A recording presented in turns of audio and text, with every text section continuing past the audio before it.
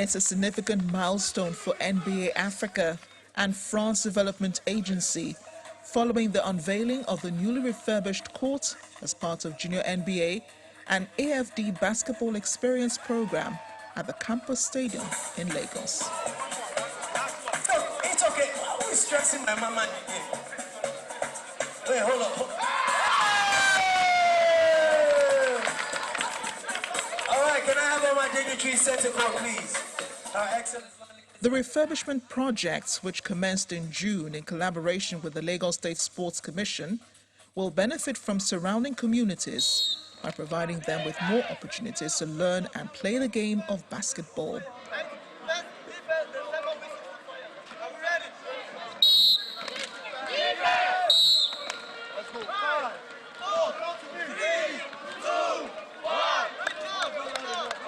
It's a milestone in the relationship between France and Nigeria, but it's also, you know, the results of a partnership between the French Agency of Development and the NBA that was launched actually by His Excellency President Macron in 2018 right here in Lagos.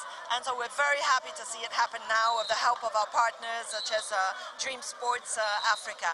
So what is it going to do to the community? I think this is, you know, it's going to be a shared space. It's going to be a place where young people can gather, have healthy activities, and where they can, you know, demonstrate their abilities and progress. And also, I think this is great for youth empowerment, you know, in general. Sports is an incredible way to connect people inside the communities, outside, even across borders.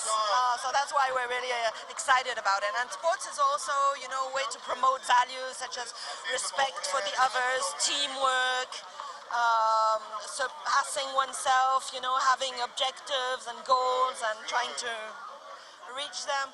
And so I think these are life skills that are hugely useful for all young people. So what we hope is that with this court and the other ones that will be refurbished or created in the coming months, to see young people, you know, coming out stronger, and that they will, you know, showcase their talents. I think the plan is actually for 10 courts to be refurbished per year, 1,000 courts refurbished in the countries participating as Morocco, Senegal, Nigeria, maybe South Africa, I don't remember.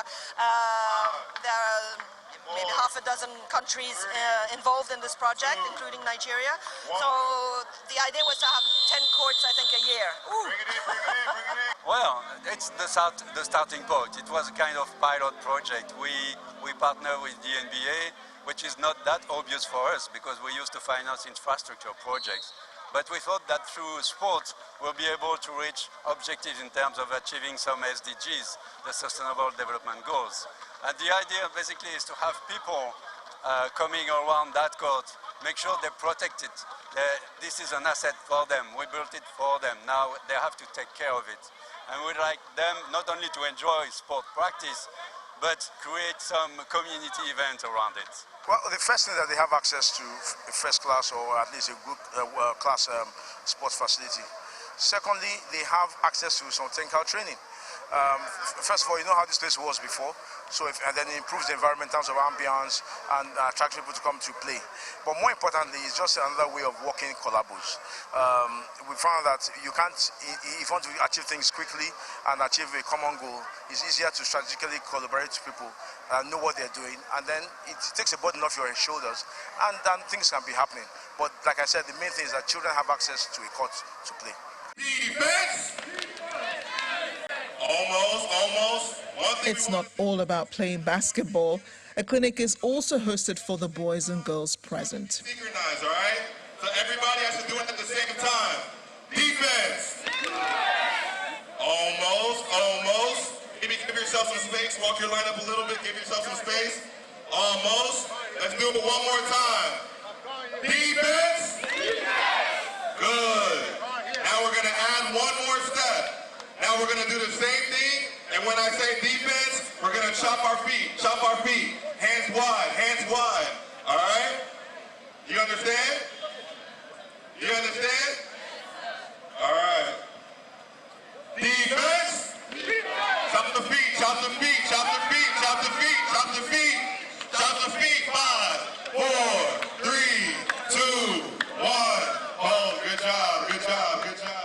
I learned some other things mentally and about my social well-being and my mental well-being also. Like I learned some basketball skills which I've never learned before, and I'm happy about that. When we came here to the basketball program, we were told that only just for the program, but I learned here more than what I was taught in school, just the training over there. Yeah, I learned how to chest pass, overhead pass, defense, and all sorts of things like that.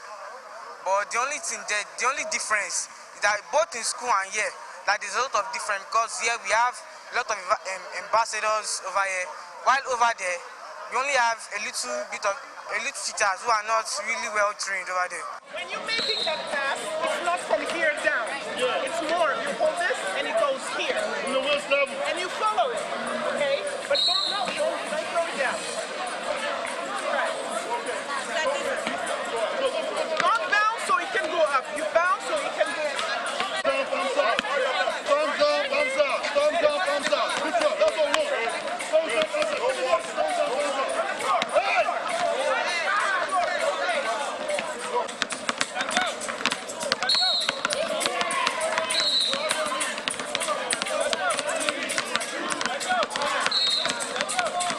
30 seconds, coaches. 30 seconds. Leadership skills and life lessons are some of the benefits impacted on these young people. And for the girls, the success of the D Tigress is already enough motivation to play the game professionally. Go to your right. Hands back. 5, 4, 3, 2, 1. Most people don't know that Nigerian women have been as successful as the men over the last 60 years at the Olympics, despite some of the gender inequality in our society. So we're really big on mental well-being, physical well-being, as well as life skills. And we have a headquarters in the US and an office in Abuja, as well as an office in Lagos. Our programs are really about creating the leaders of tomorrow, helping people learn to love themselves. And Niger Core is really about national pride. What does it mean to be proud as a Nigerian? Who are you at the core when life is challenging? What do you tap into? And so this is why we teach the physical exercise and the breathing, because the question is not whether challenge is going to come in life, it's how you're going to respond to it. You're always going to have some talent, learn how to play basketball, but for us, the bigger dream is to create leaders in the society through sports. And so the dream for me, for kids in 3 to 4 years, is to see children who went through this program doing well in university, working at Channels TV, working for MTN. In the community, we need more leaders in our community to change our daily lives. It's good to play sports, but you also have to play sports off the court in real life to be a leader in your community. What this can do for them, you can't measure right now. It's long term, and as he said, the kids have learned a lot of skills today as they keep going to their schools and their centers. Over the years, those that are passionate, that's when it comes back. But absolutely grateful that AFD, the NBA, the local government and Dream Court were able to come together to put this. We wish we had it growing up, we didn't. So happy for them and look forward to what's next. Hey, Nigerian women basketball is doing great. They just won the last African Cup of Nations, so they should be role modeling enough for them. But all of them are playing all over the world, and they're doing it while going to school. So what they can get from this is make sure they play the sport, stay healthy, and take it as far as they can. There's a lot of Nigerian players in the universities all over the world, in the WNBA, and doing big things. So why not them? Legends just like myself, we're doing what we can in the community to make sure it starts from the bottom up. So most definitely, and we'll be welcoming them soon in Senegal too. But it's the way to go in the inner city and the rural communities, because that's where the talent is. And ultimately, if these kids don't end up in the NBA, they will be leading us in government, everywhere. And when you think of the likes of Akim Olajuwon or the likes of Mutombo, it was from them just picking up basketball in a community court. And that's what we hope a court like this will do, where we have programming, kids can learn the fundamental skills of playing basketball. But in addition to that is they're equipped with life skills, such as leadership skills that you get from playing sports, such as critical thinking. All of those will stay with them for the rest of their life. I mean, these are skills that till today we utilize this in the workplace. So that I really believe that this is going to play a significant impact from a health standpoint, from a leadership standpoint for the kids, and really just the power of sports as a whole. I mean, they get to have fun while they're acquiring all the skills. And so if you really think back to July 2018 when President Macron came to Nigeria, that was when the commitment of the NBA and AFD, that's when the relationship started.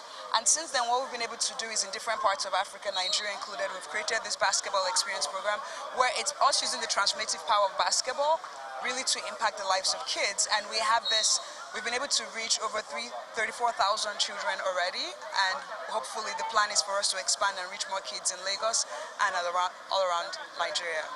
With maintenance culture a recurring question in keeping facilities like this durable, plans are already in place to preserve it.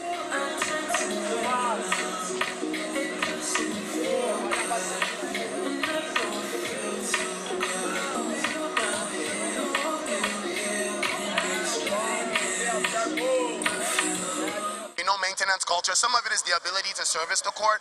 Some of it is the weather. The court is not covered. We have a facility manager from the Lagos State Sports Commission that's going to be in charge of the court. There's going to be a plan to make sure it's managed properly as well. As you can see, it's going to be closed. And we at Dream Sports Africa, with our Lagos office, working with the Lagos State, we're so excited to protect this court, enjoy it, and have thousands of kids pass through here to become the leaders of tomorrow. We have had several meetings on maintenance, even before we started. And we agree that it has to still be a collaborative effort.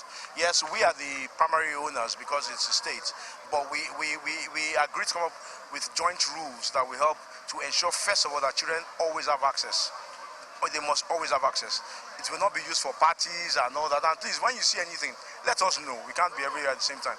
And secondly, in terms of maintenance, they have also drawn up different some maintenance rules for the courts in terms of cleaning, in terms of making sure that it's not being chipped away, blah blah blah. So those things have been put. Our officers here have been trained already. Go to the right.